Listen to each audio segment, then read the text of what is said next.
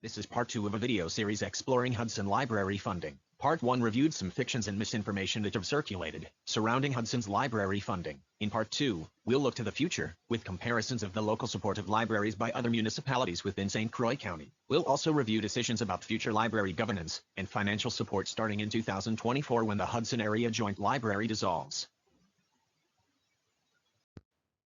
Wisconsin libraries receive funding from 3 local sources: the municipal budget, the county budget, and limited transfers from adjacent counties. County support is based on each library's cost of loaning books or other items. Operating costs are divided by the total circulation to calculate each library's cost per item circulated. When a rural resident borrows an item, the county pays the library for the cost of this service. Rural circulation includes all borrowing by individuals residing in a town or village without a library of its own. County funding is exempt from the levy limit line outside of the county budget process. The county library funding comes from a tax levied only on rural taxpayers. Taxpayers in cities and villages with a library are typically exempt from paying the county tax, but only if they match the tax rate paid by rural taxpayers. State law requires county funding at a rate of 70% of the cost of circulation. County boards may vote to fund greater than 70% of costs. St. Croix pays 100% of rural circulation costs. Why would it have made sense to form a joint library? Without a municipal library of their own, taxpayers in rural Hudson were sending tax dollars to faraway libraries in Deer Park, Glenwood City, etc. These rural Hudson residents live in the town of Hudson, village of North Hudson and town of St. Joseph. While none of these have their own library, they are mostly in the Hudson School District. Together these 3 rural municipalities have a greater population in the county's largest city. By forming a joint municipal library, a library tax dollars stayed in the Hudson community. Since smaller libraries have much higher costs per circulation and are generally less cost efficient, it made more sense to keep the Hudson tax dollars home in Hudson. St. Croix County's rural funding rate was at the state required minimum of 70% of rural circulation costs. The population of municipalities with a library ranges from Hudson, the largest with population of over 15,000, down to Deer Park, the smallest at 248 population. Hudson's rural neighbors without libraries comprise a population of over 17,000. This graphic shows the original logic of forming the joint library. Hudson's costs were lower than average, so by joining together the library partner municipalities were able to better support their local library at a lower cost. From 2003 to 2008, the spending quickly increased among the smaller libraries, while the Hudson library budget increased slowly. In 2011, the smaller libraries convinced the county to increase their rural funding rate from 70% to 100%. This greatly increased their budgets, while the Hudson library budget increased slowly. What about next year in 2024 when the Hudson Area Joint Library dissolves? Let's look at 3 areas of discussion. We'll look at library assets, the building lease, maintenance contracts, financial services, contracts, and other items. Next, let's review library, board, dissolution, new board, structure, membership, terms, etc.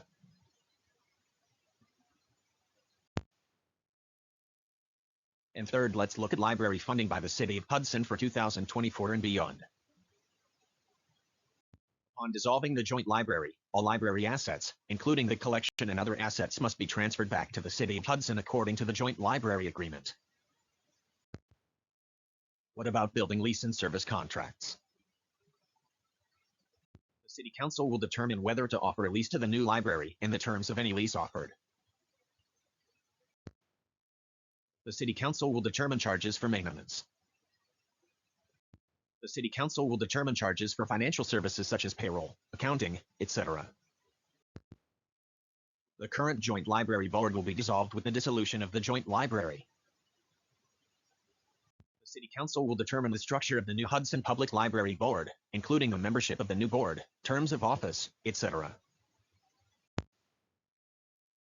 State law mandates only that the new board has 9 members, one of whom is the school superintendent or his appointee. The council can vote to reduce the size to 7 members. City Council has exclusive right to name the library in the municipal ordinance creating the new library. City Council can decide if library board members should be residents of the City of Hudson, or if some members may be non-residents. What about library funding for the Hudson Public Library in 2024? During the years of the Hudson Area Joint Library, the City of Hudson provided enormous financial support to the library. Much of this was not counted as library support. When the Joint Library Agreement ends, the city will be able to more accurately charge the library for the services received and the building costs incurred. Let's look at a review of library funding within St. Croix County. St. Croix County has 9 libraries. As the only joint library in St. Croix County, Hudson was unique in terms of library support. Hudson and the joint library municipalities have been providing 91% of the local support for the library. While the county average is 2/3, in Hudson's adjacent municipalities of New Richmond, Roberts, and Somerset, the average is just over half municipal support. County libraries receive funding from 3 local sources: their own municipal budget, St. Croix County funding, and funding related to circulation of items to residents of adjacent counties. Local funding of the 9 St. Croix County libraries ranges from a low of 32% for Deer Park to a high of 91% for Hudson Area Joint Library. Hudson and Deer Park are outliers. The other 7 libraries' local support falls into 2 tight groups. Hammond, Baldwin, and Woodville average 66% local support.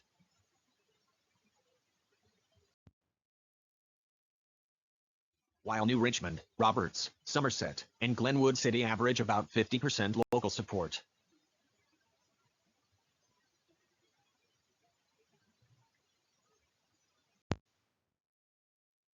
Based on comparison with peer libraries in the adjacent municipalities of Roberts, New Richmond, and Somerset, using their percent of municipal support,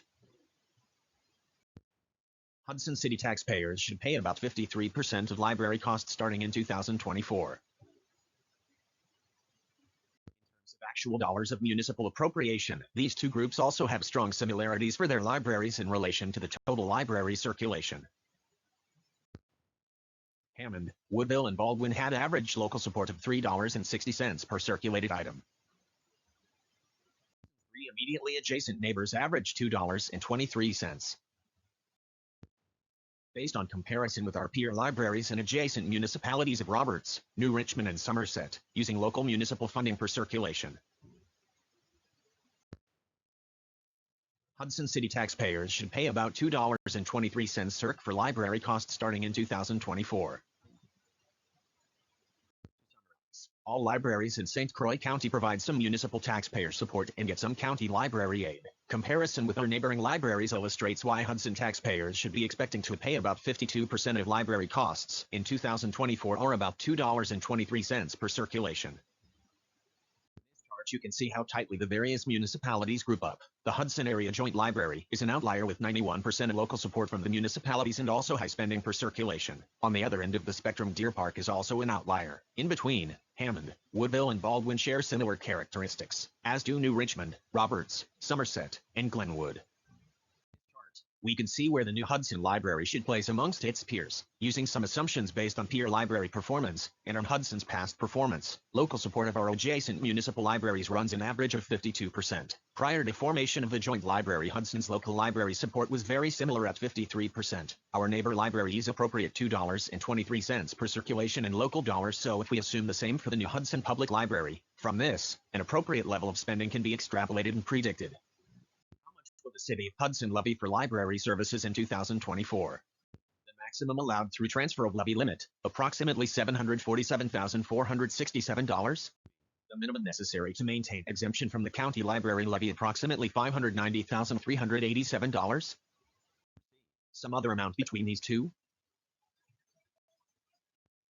The library levy will be at least $590,387. This is the levy required to match the county rate and maintain the exemption from the county library tax. Any lower city support would cause city taxpayers to pay both the city tax plus the county tax. This is the levy required to match the county rate and maintain the exemption from the county library tax. Any lower city support would cause city taxpayers to pay both the city tax plus the county tax.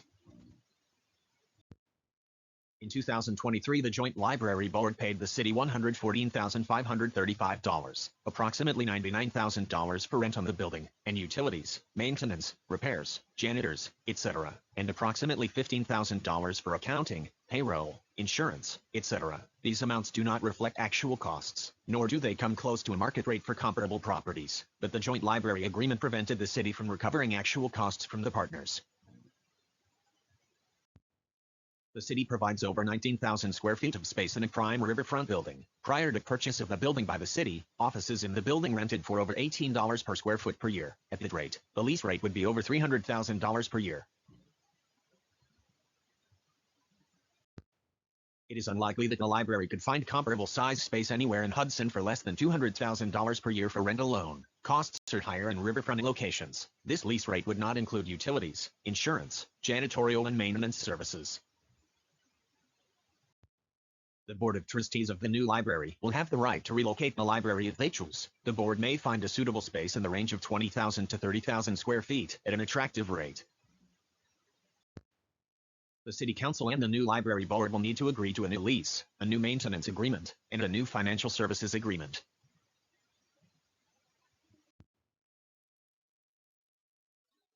During this negotiation, the library board will have the right to reject the lease and move the library. A fair payment to the city will total at least $252,000 per year, an increase of at least $138,000. This would provide city support of $2.91 per circ, well above our neighbors. This annual total of over $590,000 would be provided to the library board by the city.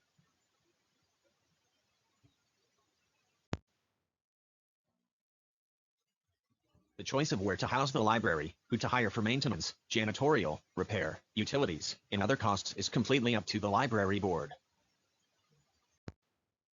This amount of city support would mean $2.91 per circulation, well above the level of our neighbors. Even after subtracting the adjusted costs for the building and services, city support of $2.23 per circulation matches our neighbors' library support. Comparison of city support before the library change and after, the city library support has been $364,365 a year. This amounts to $1.80 per circ. The levy amount is the minimum to avoid the county tax. The levy for the library will be $590,387, or total city support of $2.91 per circ.